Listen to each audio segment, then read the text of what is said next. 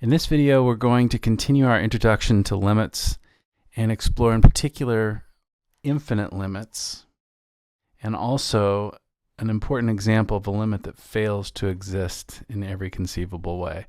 So first, let's think of the function 1 over x squared. We'd like to find out the limiting value of the function 1 over x squared as x approaches 0. So we're going to do some numerical analysis. If you plug in 0.001, which is also 10 to the negative third, then f of x turns out to be, through a simple application of laws of exponents, 1,000,000. So we've got one data point in the table, and we can keep going in this way. So if we take 10 to the negative 6, take the reciprocal and square it, we get 10 to the 12th, which is 1,000 billion, or a trillion.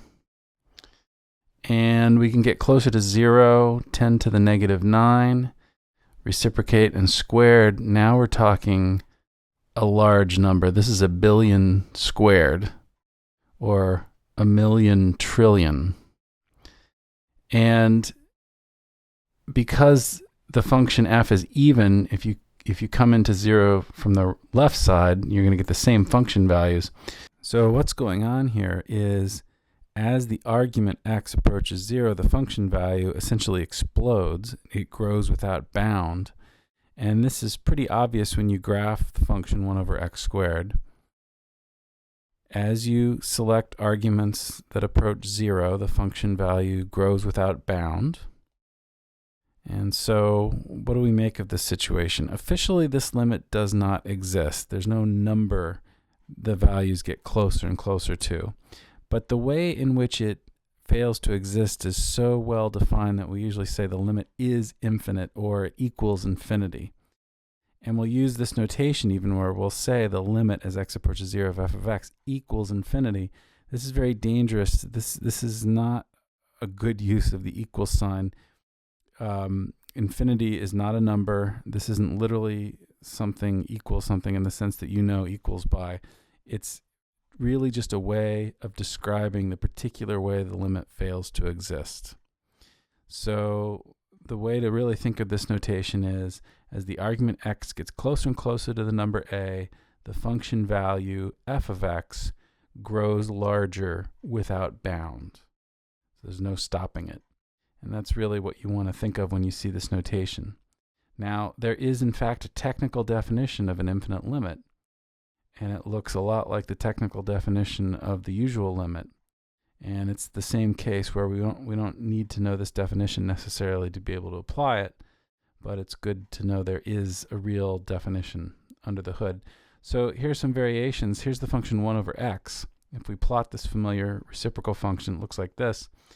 And we'll notice that if you use arguments to the right of 0 and approach 0 from that side, the function value grows without bounds. So we might say the limit as x approaches 0 from the right of f of x is infinity.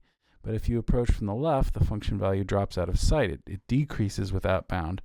So we'd say the left-hand limit there, as x approaches 0 from the left, is negative infinity. And since these do not match up, we're going to say that the limit as x approaches 0 of f of x just doesn't exist. There's nothing, we can't do anything about it. So what we should take away from this example is that negative infinity is a possibility for a limit, and left and right-hand limits both make sense with negative infinity and infinity being possible values of such limits. So let's take a look at an example. Here's a function f. The limit as x approaches -1 seems to drop out of sight without bound. Technically, that doesn't exist, but what we'll say in this case is that limit is negative infinity, since the value of the function decreases without bound as the argument approaches -1.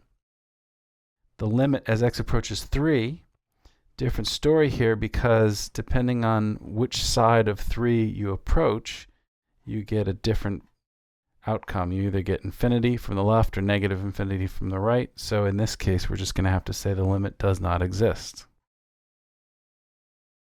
On the other hand, we can say that the left-hand and the right-hand limits are respectively infinity and negative infinity. So we can salvage some information from this process if we express them as left and right-hand limits.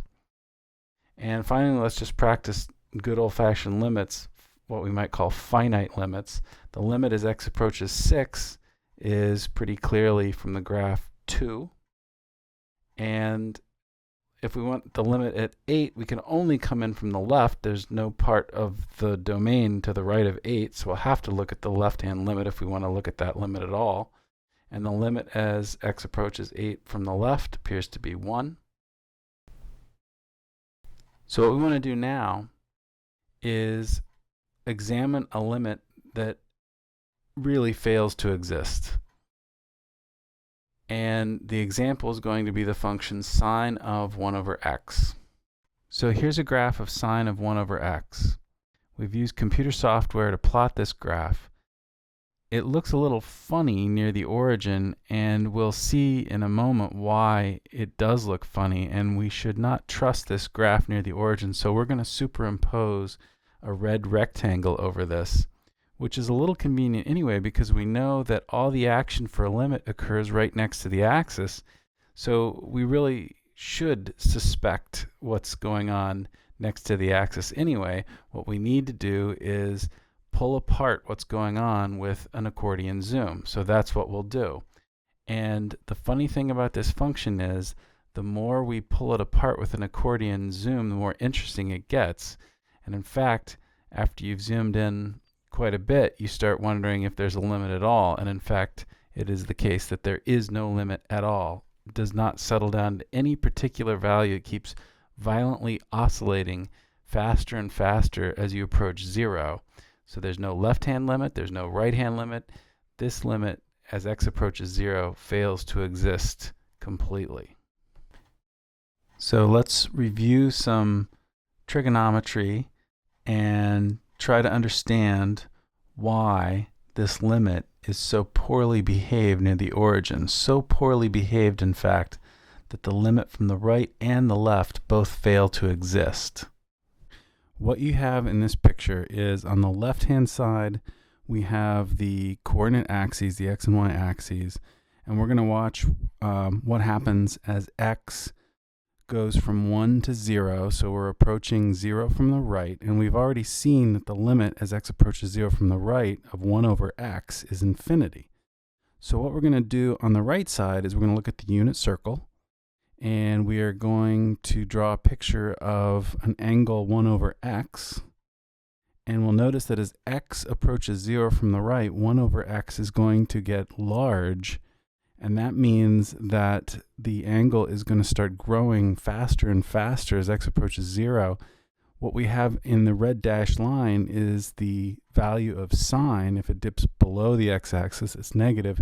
So we'll transfer that over and plot the function on the left side. So you're going to see what the sine looks like in terms of the unit circle on the right-hand side, and you're going to get an immediate translation into what the graph of sine of 1 over x looks like on the left side. And here we watch x approach 0 from the right, and you'll notice that things really pick up speed until you get towards the origin, and then the frequency with which you're able to plot the points is far too great to make sense of the graph, and things sort of blow up.